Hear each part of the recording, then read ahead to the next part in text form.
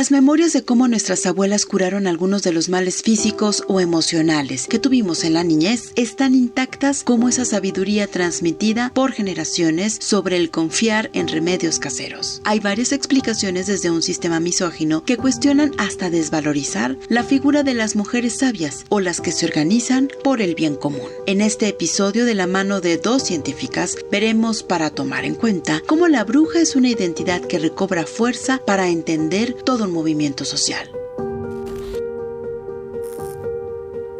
Nuestra definición de bruja es esta mujer sabia que tiene conocimiento sobre la naturaleza, que puede llegar a ser una curandera, que puede llegar a asociarse con otras mujeres para hacer pócimas, para hacer algunos artilugios sobre la salud en general, pero también sobre el amor y sobre algunas otras manifestaciones. La Wicca en sí misma se relocaliza o se pone a viajar por el mundo, digamos, por varios vectores, ¿no? Uno de ellos es Internet y otro de ellos son las industrias culturales, es decir, la literatura y el cine, y llega a México más o menos, como unos pequeños booms, digamos, ¿no?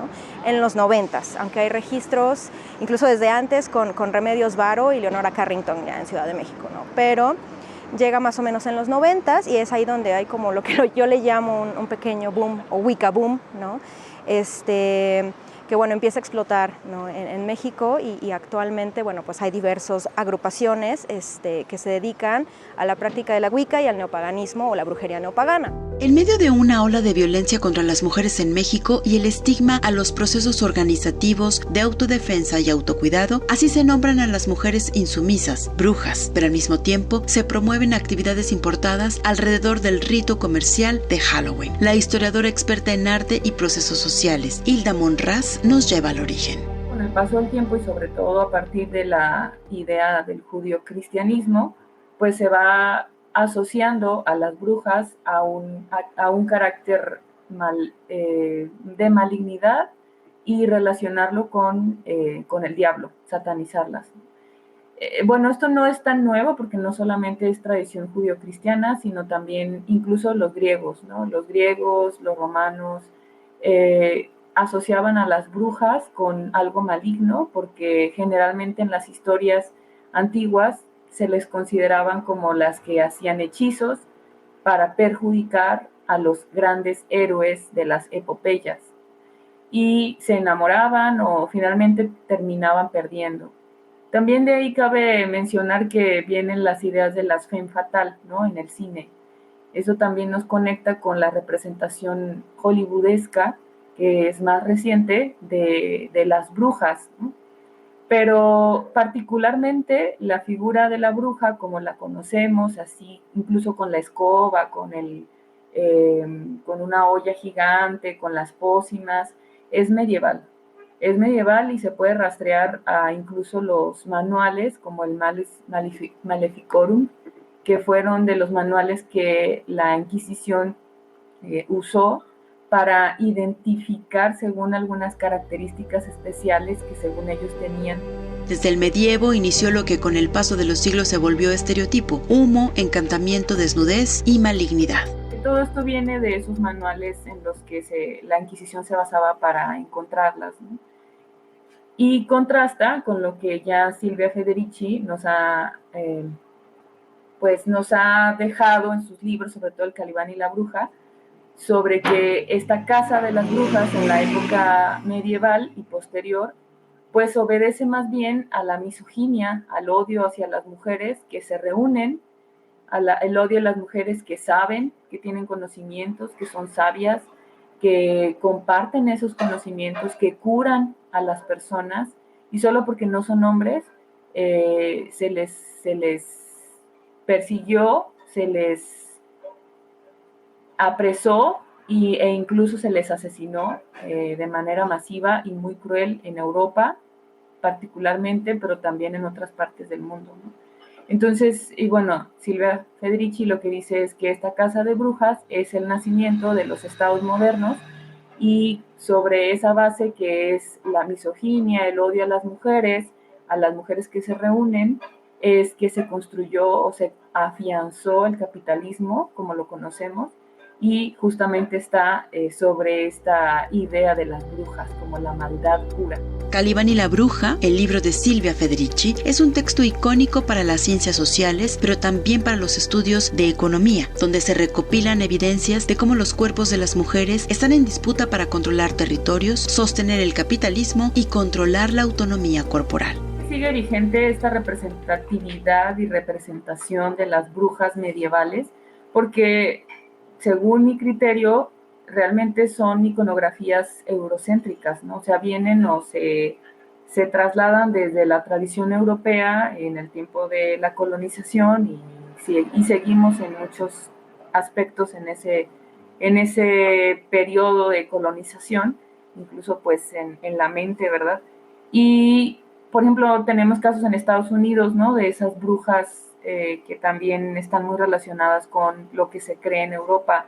En México es más difícil encontrar esas figuras así como las representan en Europa, pero se adaptan, ¿no? Porque en el fondo el mensaje en contra de las brujas es el miedo a la reunión de las mujeres, a su sabiduría, a su confrontación, a la misoginia, a que sean dueñas de sus propias decisiones, y de ahí que también se traslade eso de bruja feminista, ¿no? O sea, es uno de los motes que más nos ponen a las feministas, brujas, por muchas razones, ¿no? Por estas características que ya hemos estado aludiendo, pero también incluso por la cuestión física, ¿no? O sea, ahí está de por medio la gordofobia, la idea de la estética de la belleza o no belleza, y el miedo, porque muchas de estas reacciones que se tienen en contra de las mujeres, pues en el fondo son miedos al poder que tienen y que tenemos muchas de las mujeres, a la confrontación, como decías tú, de estas mujeres con su sabiduría, con sus conocimientos e incluso con el compartir. Hacemos una pausa, pero en el siguiente apunte lo que vamos a tomar en cuenta es su impacto en el arte y monjas que también fueron señaladas como brujas por su liderazgo.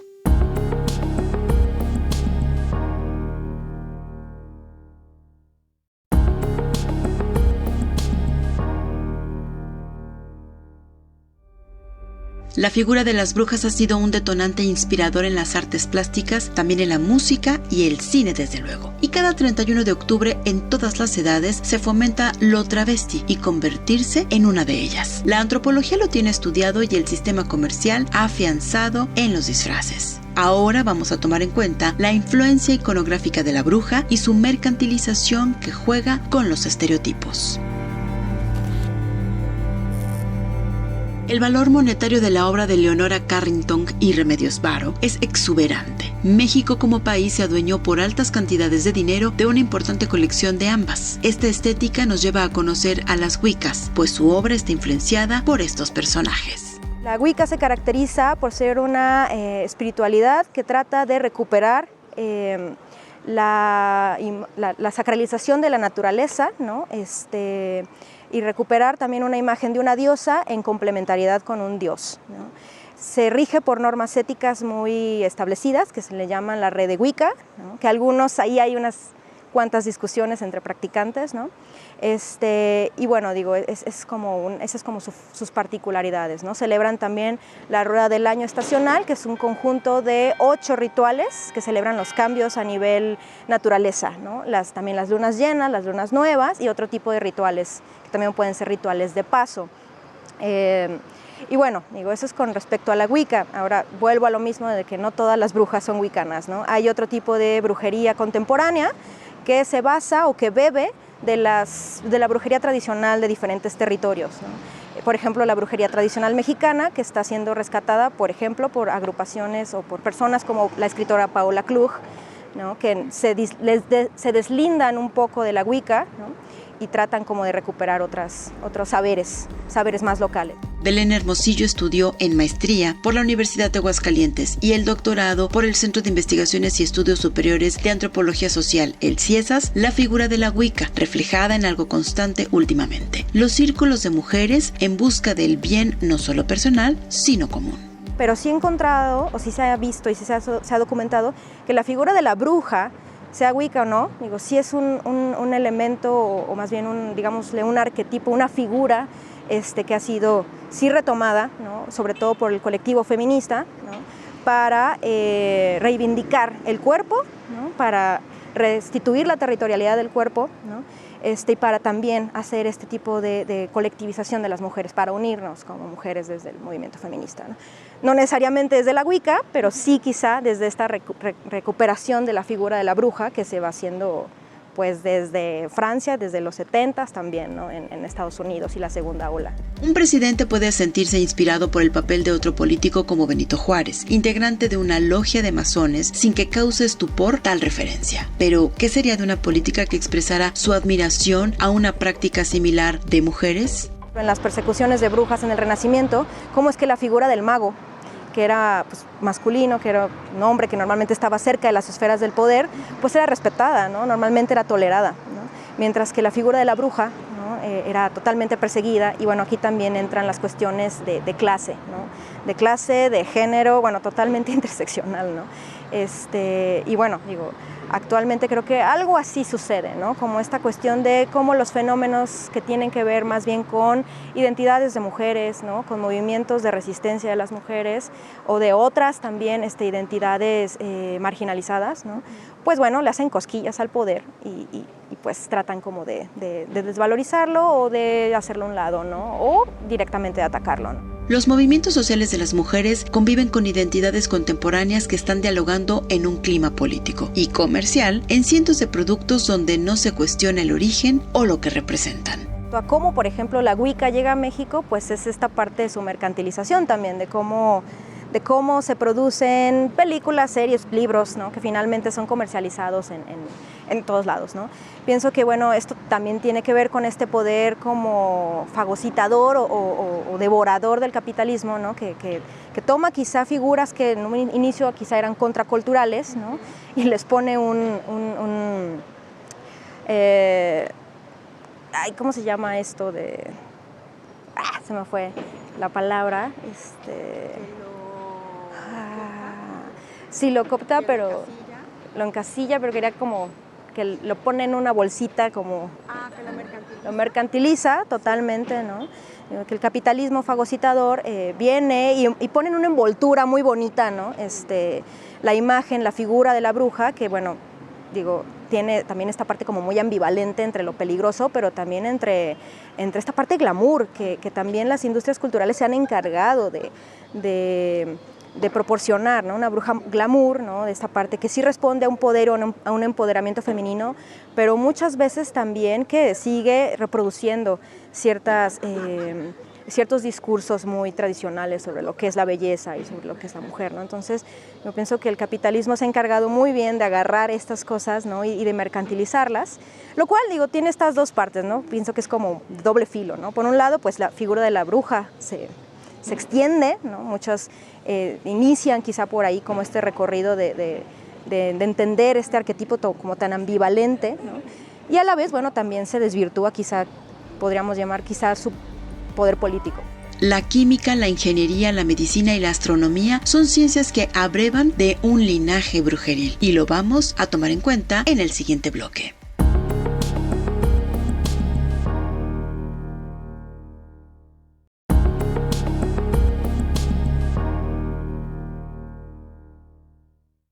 El derecho a la salud y un ambiente sano son de primera línea y se han vuelto punto de partida para políticas públicas en varias materias. Una es la salud sexual de las mujeres y el derecho a determinar la reproducción o gestación estrictamente como una decisión personal que debe ser protegida. Lo que vamos a tomar en cuenta ahora son ejemplos y conclusiones para detectar los discursos que rechazan la potencia de las mujeres organizadas y terminan sembrando odio. Octubre es el mes de las brujas y como sea, se les saca provecho aunque no promuevan enfoques de respeto y reconocimiento a las wiccas o curanderas, por mencionar un ejemplo. En México, pues sí, yo también pensé en el aquelarre que hacen en el CUSEI, y porque también tiene que ver con pues esta idea del alquimista, ¿no? Del alquimista, y es como que creo que es otra idea, pero de cómo se juega con esta idea de los primeros hombres. Ahí sí son alquimistas, porque entonces los hombres son la ciencia y las mujeres son la espiritualidad, ¿no? En esos aspectos se ha medido esa diferenciación de sexos en la historia. Religiosas como la alemana Hildegarda de Bingen o Sor Juana Inés de la Cruz en México resultaron estigmatizadas como brujas por ser escritoras, filósofas, científicas y confrontativas. Una monja católica medieval alemana que era curandera, que hizo tratados sobre medicina, sobre tratamiento de plantas, sobre cómo curar ciertas enfermedades, sobre cómo llevar una alimentación, cosas que muchas mujeres que fueron tachadas de brujas e incluso pues quemadas en la hoguera, y ella no fue tratada así, porque era una monja católica, porque tenía cierto poder, porque confrontó a los obispos de su tiempo, porque se carteaba directamente con el papa de su tiempo, incluso era consejera de algunos obispos, al final terminó siendo consejera. Y en este lado del mundo estoy pensando también en Sor Juana, ¿no? Como una monja muy conocedora de muchos temas, desde la teología hasta la cocina, y que pues si hubiera sido revisada con los mismos términos que aparentemente la Iglesia Católica tenía hacia otras mujeres, pues también hubiera podido ser identificada en la Inquisición, ¿no? Otras más, como Teresa, que recientemente, ayer o antier fue su día, que también, de hecho, ella sí estuvo a punto de ir a la Inquisición por sus ideas sobre el éxtasis divino que vivió, pero igual, por ser monja y de familia acomodada, pues no llevó el proceso inquisitorio. Durante la pandemia por la COVID-19 se volvieron más estrechas las opiniones y se encasilló la sabiduría milenaria de los pueblos para el autocuidado en el mismo bolso donde estaban quienes negaban la existencia del virus y promovían la no vacunación. En Latinoamérica se ha... desde esta forma como de la bruja feminista, ¿no? O desde esta recuperación de la bruja, ¿no? Como símbolo del feminismo, pues también se ha empleado como esta búsqueda también de recuperación del cuerpo femenino, ¿no? Y junto con eso, pues esta búsqueda por su gestión, su autogestión y su sanación desde saberes otros, ¿no? O desde saberes tradicionales, desde saberes que, bueno, quizá compiten un poco o ponen en jaque o cuestionan el poder de la medicina hegemónica, ¿no? Y que reposiciona a la mujer como en control de su propio cuerpo, ¿no? Entonces es esta parte también, ¿no? De cómo la bruja, de cómo la brujería y las prácticas espirituales de los círculos de mujeres, por ejemplo, restituyen a la mujer el poder sobre su cuerpo y esta autogestión de sí misma, ¿no? Y de poderse sanar y de poder encontrar muchas alternativas a la medicina hegemónica, ¿no? Como las hierbas, como los tecitos de la abuela, que también son indiscutiblemente parte como de esta tradición local mexicana, ¿no? Que dialoga con la brujería, con la cuestión de la herbolaria, ¿no? Y otro tipo de terapéuticas alternativas, como otras que quizá vienen de otro lado, como el Reiki, o hacer este tipo de técnicas corporales derivadas del yoga, como la meditación. El esfuerzo, sobresalir, disentir, son rasgos y conductas criminalizadas, no aceptadas socialmente, como pasó con dos monjas, y es un signo vigente en el 2023, incluso en el ámbito de la academia, que mantiene sus reservas al tema. Así lo explica Hilda Monraz. Para cualquier mujer que osa enfrentar al patriarcado, al capitalismo, porque también hay que recordar a mujeres que no se identifican como feministas, pero sí que luchan por los derechos de otras personas o del medio ambiente, o por preservar el medio ambiente, por derechos de personas en calidad en situación de vulnerabilidad.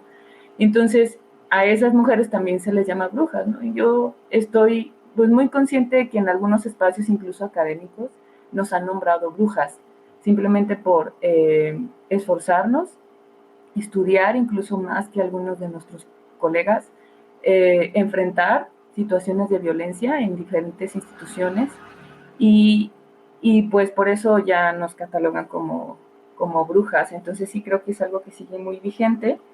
Y lo de la magia, pues hay que como diferenciar, ¿no? El pensamiento mágico no necesariamente está estructurado como una religión, pero el pensamiento mágico es algo casi inherente en la humanidad, ¿no? O sea, todos tenemos algún tipo de pensamiento relacionado con la magia, o sea, siempre hay una relación muy importante entre la espiritualidad, la magia, ¿no? No somos, somos seres que estamos relacionados con ese tipo de temas. Finalmente la academia también es una reproductora de poder, ¿no?